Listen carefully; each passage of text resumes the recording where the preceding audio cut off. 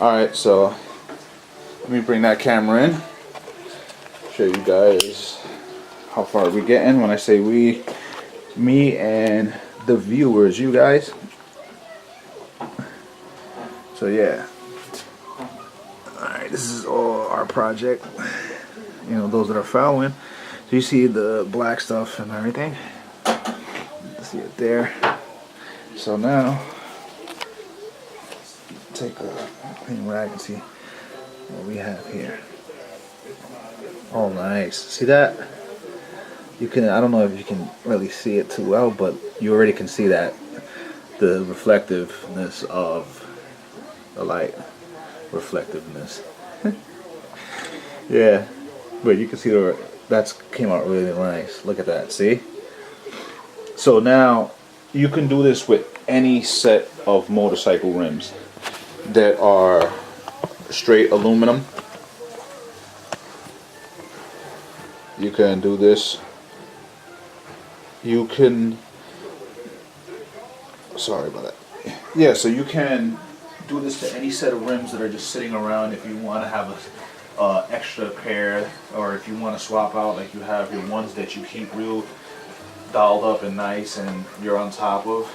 You can keep those for like for the summertime and for, you know, events or whatever purposes. You can have those set aside, and then you can have another spare set that you can put on to beat up, you know, depending what you're going to do or the season. Or you just want to have extra rims, you know, something to do. This is mostly something for me to do here. So that's looking really good.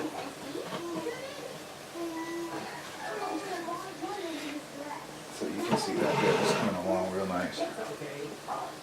So the ones that might present you a problem is the ones that are, how do you say it? They're aluminum. There we go. Aluminum plated. Aluminum plated will give you a problem because aluminum plated, if it gets oxidation or corrosion, it actually has a bottom layer underneath it, so it'll start to chip, it'll start to get craters in it, and then if you started doing all this crazy stuff to it, you would just start chipping it up, the layer that's on top, the plated part. So now if your rims are not plated and they're just straight aluminum, then you can do this process without a problem. So now on the lip surface, and I was saying this in other videos, when it comes to smooth surfaces, if it has paint, I remove the paint, I do all that stuff. But if it is smooth and the paint process is done with, or if there is no paint and it's just a raw metal, then I use the fine Brillo pad to do my processes as far as polishing and as far as cleaning it up and so forth for removing the paint. For the simple fact is that if the surface is smooth, the fine steel wool will not scratch it really, you know, but be careful, don't take that as a fact. So it doesn't really do much damage and it gets the job done for the purpose. So that's why I use it like this. I don't really use sandpaper. You can hear this in a lot of videos. I do not like using sandpaper because it makes it more drawn out, the process.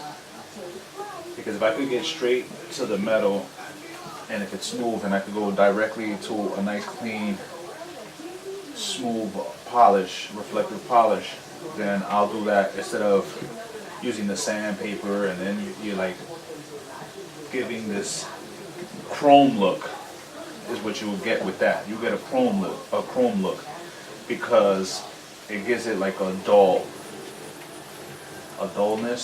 because you're actually like scraping. The sandpaper is like scraping the metal to get it to the shine, because you're scraping off the covering metal. So you're grazing off a layer, sanding off a layer. So as you know, On most metals, if you put sandpaper to most metals and you go hard enough or long enough, you get to that shiny portion. Or you just get to the metal itself. I'm talking about shiny portion. So yeah.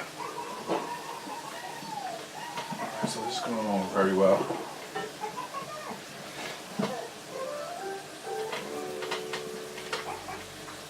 So I'm doing the whole bike as a polish finish.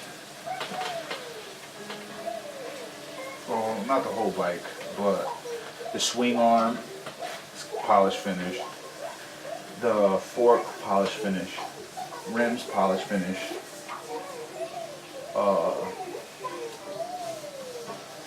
the back part of the frame that holds the seat and other things, that's gonna be polish finish.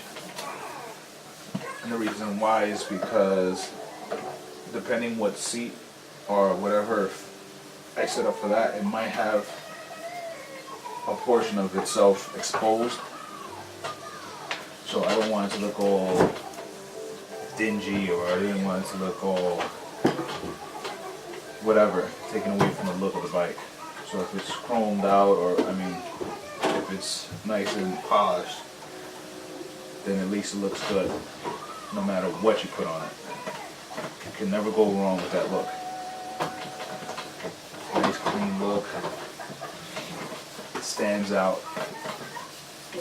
Turns heads. Alright, so let's get this smooth surface here. So we're just working off that tarnish, oxidation and everything. It's gonna take some time.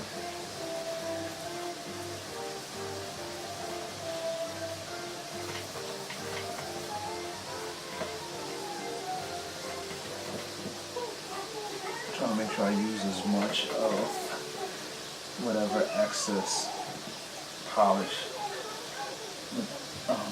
stuff that's on the rim, using that, just spraying it around and using it as like a lubrication to get this brillo pad going on the other flat surfaces. Try to get off all that gunky stuff that's on it, the oxidation, the calcium buildup. You do get calcium buildup if they sit outside. Also, another thing is, with a busy life that we all have, no matter what the extent that we do, you know, sometimes we're too busy to rinse off the bike after riding in the winter, or you know, so forth, because you have the salt, which is another thing that will give you that cloudy look and dullness. That white stuff that builds up on the rim that looks like calcium, but it's not calcium, it's just from the salt and the snow and so forth.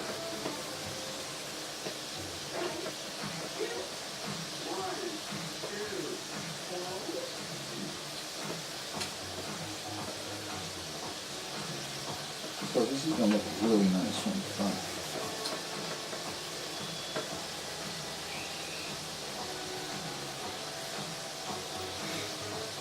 So now the tricky part that we're going to have to figure out here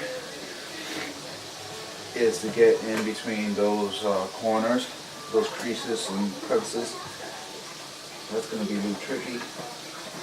So I'm doing all the things that's the simplest first, and then I'll get to like the fine detail afterwards, because that won't be too important once the main part is done. I want to just do the most part of the work. Alright, so we're pretty much done with this side as far as that goes for now. So while you're doing this, you could take the time out and also go around to clean it up, get out whatever gunk that's built up in there, that built up from the dust or whatever that mixes with the grease, and it gets in there and it sticks in there. I want to get that out. And then once you're done with the whole process, and you're going to go everything together, I recommend lubricating everything. Put a good amount of lubrication in there. You want to use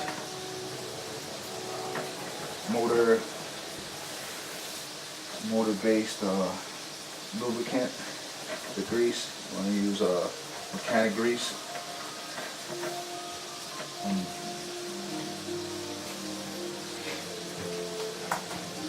So we're going to pass this rag on this real quick. Alright, so that's as far as that's going to go right now.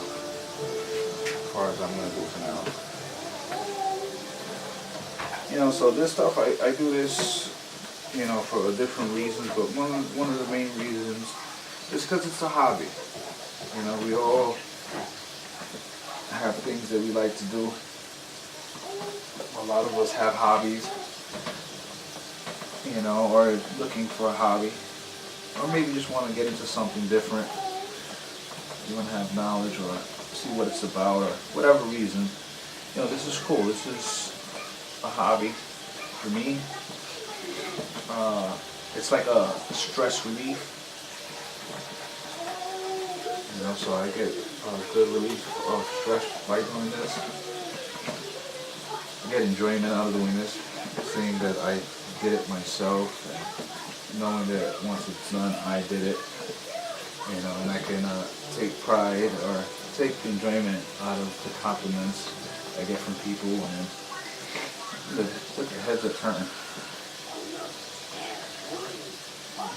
Also, you save money doing things yourself. And one of the main things is when you do something yourself, it's always going to be to your liking because you did it. Sometimes you have other people do things and you're like, oh man. You know, so there's no one you can be mad at or blame if something goes wrong and you do it yourself. So we're going to take a break here and we'll continue with other videos.